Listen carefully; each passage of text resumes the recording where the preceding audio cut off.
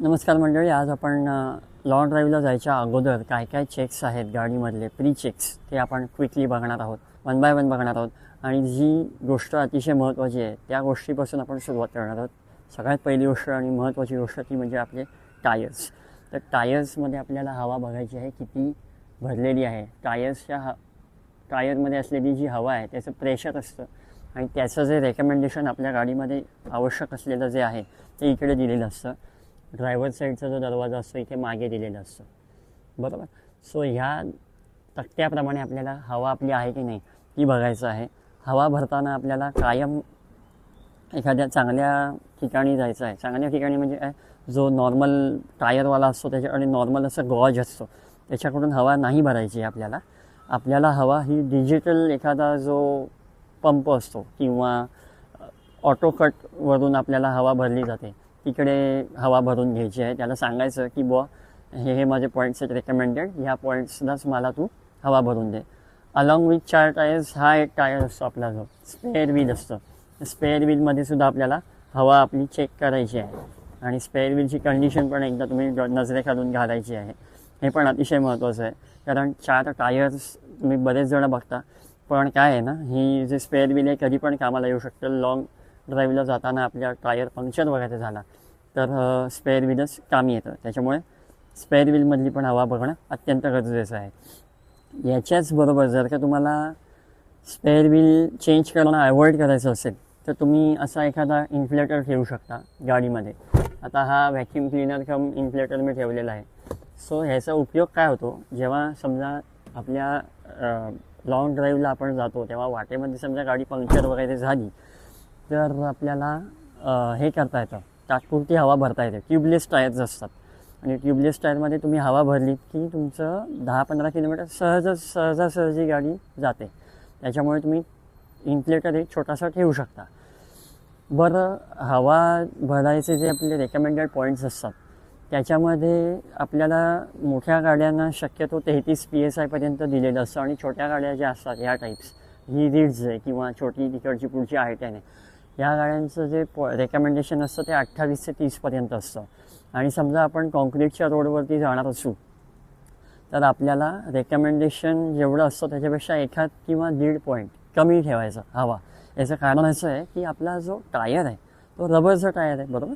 So तो expand होतो, प्रसरण पावतो. जेव्हा कॉन्क्रीटच्या रोडवरती गाडी आपण हाय स्पीडनी चालवतो तेव्हा टायर्स जे असतात ते प्रसरण पावतात आणि त्याच्यामुळे धोका असतो टायर बस्ट होऊन फुटण्याचा किंवा बस्ट होऊन ॲक्सिडेंट होण्याचा.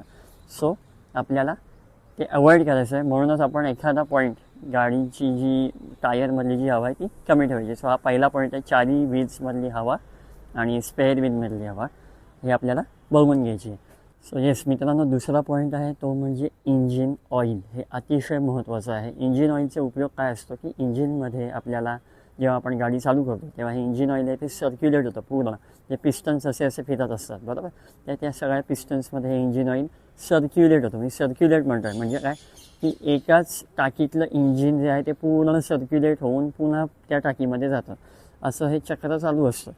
त्याचं काम काय आहे तर इंजिनला रस्ट न पकडणं, इंजिनचं ल्युब्रिकेशन आहे ते चांगलं अतिशय राहणं, ह्या गोष्टींसाठी इंजिन ऑइल वापरलं जातं. ही येल्लो जी आहे ह्याला डिप स्टिक म्हणतात. ही आपल्याला अशी काढायची आहे बाहेर आणि ही काढल्यानंतर तुम्हाला इकडे जे 2 पॉईंट्स आहेत ना, याच्यात मिनिमम आणि मॅक्झिमम अशी लेवल असते. सो हे अतिशय साधं लॉजिक आहे. जेवढ्या खोलवरती हे जात आहे आणि जेवढ्या खाली जाऊन हे ओलं आहे तेवढं आपलं इंजिन ऑइलची लेवल आहे.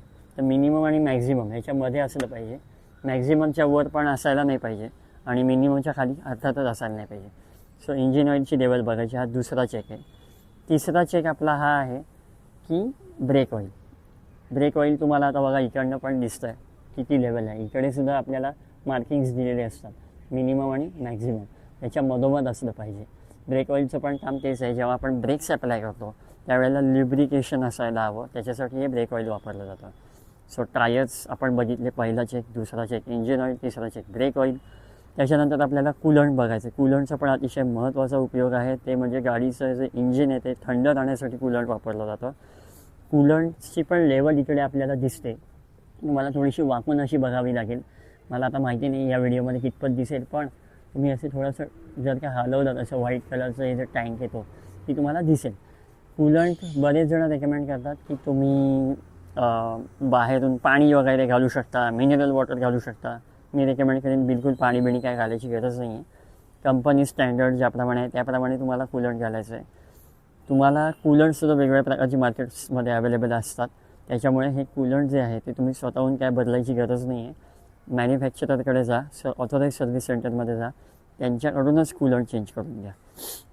ठीक आहे. इवन इंजिन ऑइलसुद्धा आपल्याला कधी पण टॉपअप नाही आपण करत. इंजिन ऑइल हे कायम रिकामं करून मग त्याच्यावरती भरलं जातं. टॉपअप कधीच नसतो, कारण तेच ऑलरेडी सर्क्युलेशनमध्ये वापरलं गेलेलं असतं आणि अतिशय काळं घाणेरडं एकदम होऊन जातं इंजिन. त्याच्यामध्ये पार्टिकल्स वगैरे येतात इंजिनचे आणि ते अतिशय खराब झाल्यानंतर आपण इंजिन ऑइल बदलतो. म्हणून ते बदलणं आवश्यक आहे. टॉपअप कधीच करायचा नसतो.